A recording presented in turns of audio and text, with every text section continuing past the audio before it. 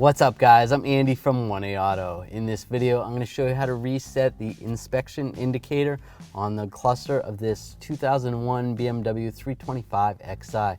This will be similar on most E46 models. If you need parts for your vehicle, click the link in the description and head over to 1aauto.com. Now we're going to push this button right here, hold that button down. We're going to let that sit for 5 seconds. And then we're going to put the key in and turn it to the first click. Continue holding the button down.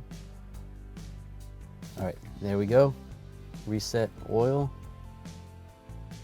When it flashes, let off and then push it again.